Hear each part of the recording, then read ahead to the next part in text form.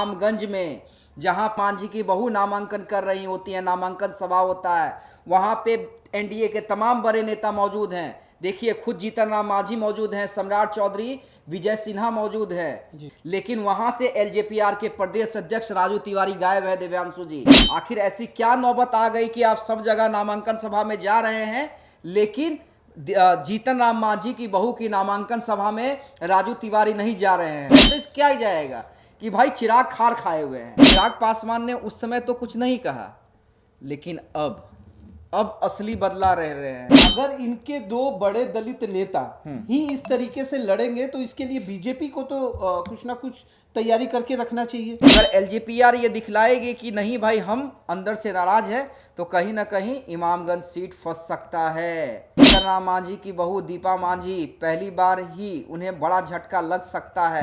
Bharatiya Janata party का सदस्य बनने के लिए 8800002024 पर मिस्ड कॉल करें। निवेदक भारतीय जनता पार्टी बिहार। नमस्कार, आप सभी का स्वागत है देशवा न्यूज में। मैं आपके साथ देवांशु कुमार, मेरे साथ हमारे चैनल के संपादक अमित जी भी मौजूद हैं। अब अमित जी साथ में हो और राजनीति की बात ना हो तो थोड़ा बेईमानी हो जाएगी, क्या कहते हैं सर? अभी आपसे ये समझना है कि बिहार के राजनीति में चिराग और मांझी में चल क्या रहा है सर, क्योंकि जिस तरीके से बार बार चिराग और मांझी आपस में टकरा रहे हैं, क्या दिख रहा है आगे आने वाले समय में क्या निकल के आएगा सर? निश्चित रूप से देखिए, जिस बात की शुरुआत और जिस बात की चर्चा आप करने जा रहे हैं वो अपने आप में बेहद इम्पोर्टेंट है और एनडीए की राजनीति के लिए बेहद ही खास होने जा रही है। क्योंकि देखिए, 4 सीट पे उपचुनाव होने जा रहे हैं और चारों सीट प्रतिष्ठा का सवाल है। दोनों सीट बीजेपी के लिए, एक सीट नीतीश कुमार की पार्टी लड़ रही है और एक सीट पे इमामगंज से जीतन राम मांझी जो केंद्रीय मंत्री हैं उनकी बहू चुनावी मैदान में है। लेकिन जीतन राम मांझी ने ये नहीं सोचा था, जिस समय वो ये कह रहे थे ना, जिस समय ये कह रहे थे कि पशुपति पारस ही स्वर्गीय रामविलास पासवान के उत्तराधिकारी हैं, उस समय उन्होंने ये नहीं सोचा था कि चिराग पासवान इन बयानों को अपने दिल की गहराई में बैठा रहे हैं और इसका उचित समय आने पे बदला तो जरूर लिया जाएगा। अब देखिए, मैं ऐसा क्यों कह रहा हूँ, लोग कहेंगे कि भाई चिराग ने तो कुछ नहीं कहा, अरुण भारती ने एक सिर्फ ट्वीट किया था जीतन राम मांझी को लेकर, लेकिन उसके बाद कोई बयानबाजी नहीं हुई। एनडीए में सब कुछ सही है, लेकिन कैसे सही हम मान लें? क्योंकि देखिए, हम 2 उदाहरण से समझाएंगे कि सब कुछ सही नहीं चल रहा है।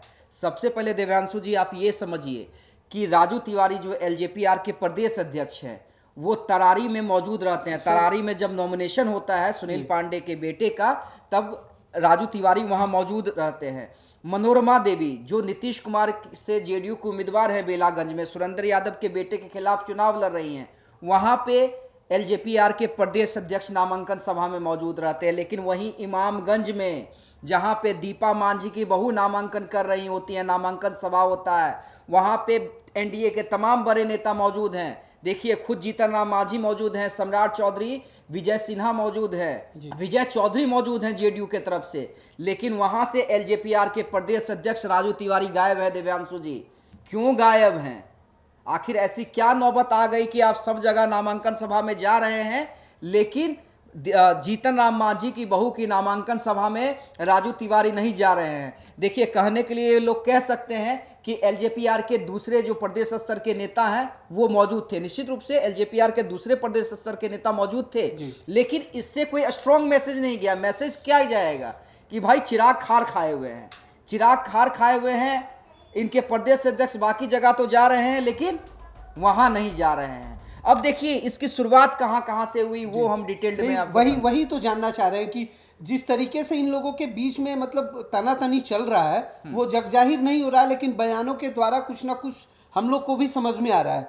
वही बारीकी तो आपसे समझना है कि ये हो क्या रहा है और इसका परिणाम आने वाले समय में बिहार के ऊपर क्या, मतलब बिहार के राजनीति पे क्या पड़ने वाला है। एग्जैक्टली जिस बात की चर्चा आप कर रहे हैं देवांशु जी, मैं उससे थोड़ा समझा देता हूँ जी। कि देखिए शुरुआत कहाँ से हुई। जी। आपको याद होगा कि सुप्रीम कोर्ट ने कोटा के अंदर कोटा की जी, बात जी। कही थी, हाँ, जिसका हाँ। चिराग ने विरोध किया हाँ, था और हाँ। चिराग की वैसी पूरी एक्ट पार्टी वाला ने, जो, हाँ, हाँ, जी। पूरी पार्टी ने विरोध किया था। जी। लेकिन जीतन राम मांझी समर्थन में उतरे जी। और सिर्फ समर्थन में नहीं उतरे, चिराग को स्वार्थी तक कह दिया था कि ऐसे लोग स्वार्थी है जो इस फैसले का विरोध कर रहे हैं। जी।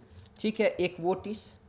दूसरी टीस, जब स्वर्गीय रामविलास पासवान की पुण्यतिथि थी तो जीतन राम मांझी पशुपति कुमार पारस के बुलावे पे दिल्ली गए थे जी। और वहां पे असली उत्तराधिकारी उन्होंने उनको पशुपति बता कुमार पारस को पारस बता को दिया। बता दिया। उसके बाद पूरी पार्टी ने बिगुल का मोर्चा खोल दिया, चिराग पासवान की पार्टी ने। चिराग पासवान ने उस समय तो कुछ नहीं कहा, लेकिन अब असली बदला रह रहे हैं।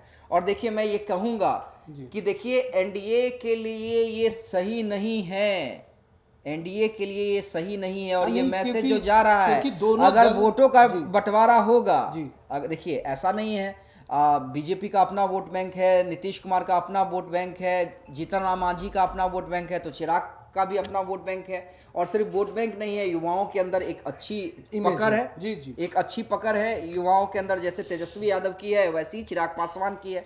तो अगर ये मैसेज नहीं जाएगा, अगर एलजेपीआर ये दिखलाएगी कि नहीं भाई हम अंदर से नाराज हैं, तो कहीं ना कहीं इमामगंज सीट फंस सकता है। जीतन राम मांझी की बहू दीपा मांझी पहली बार ही उन्हें बड़ा झटका लग सकता है, क्योंकि देखिए एक तो ऐसी लड़ाई है, लड़ाई क्यों है ये देखिए, इस बार किसी गठबंधन के लिए आसान नहीं है और कोई भी पॉलिटिकल पंडित ये नहीं कह सकते हैं कि इस सीट से ये निकल ही जाएगा, क्योंकि देखिए लड़ाई क्यों आसान नहीं है। एक तो उपचुनाव है, उपचुनाव में जनता किस मोड में जाती है, किस ट्रेंड में जाती है। एक तो सरकार के एंटी वैसी ही रहती है, आपको अधिकतर उपचुनाव का रिजल्ट देख लीजिए, चाहे किसी भी स्टेट में या देश में, जहां भी उपचुनाव हुए हैं, ये माना जाता है कि सरकार के विपक्ष जनता एक मैसेज देने की कोशिश करती है कि ये उपचुनाव में हमने आपको समझा दिया, समझ जाइए, नहीं तो आने वाले चुनाव में जो मेन चुनाव होगा, आम चुनाव होगा, उसमें भी समझा देंगे। एक तो ये, दूसरा इधर से भी भाई कांग्रेस है, आरजेडी है, माले है, मुकेश सहनी है, इनका भी अपना वोट बैंक है।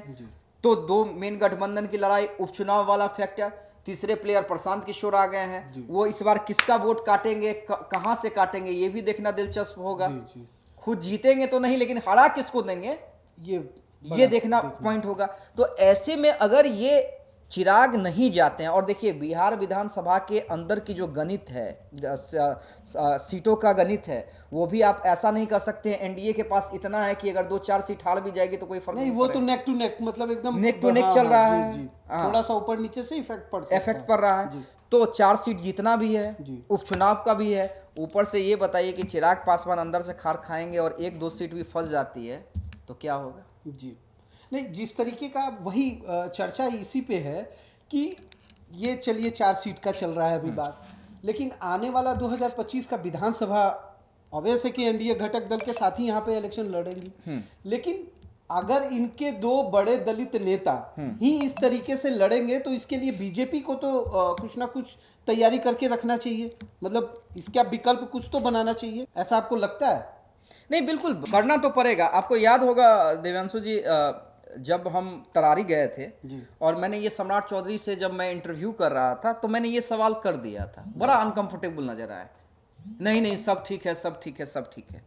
तो लेकिन सब ठीक कहने से नहीं होगा, बीजेपी को पता है कि कहीं ना कहीं ठीक नहीं है और इससे नुकसान तो अल्टीमेट एनडीए का होना है। वही एनडीए तो बीजेपी को देखना पड़ेगा इन चीजों को कैसे सही करती है, जीतन राम मांझी को किस तरह से समझा पाती है कि आप चिराग से बात करें, या चिराग को किस तरह से समझा पाती है। ये तमाम चीज बीजेपी को तो हैंडल करना है, लेकिन कब तक हैंडल कर पाती है और हैंडल करते करते देर ना हो जाए, कहीं देर ना हो जाए।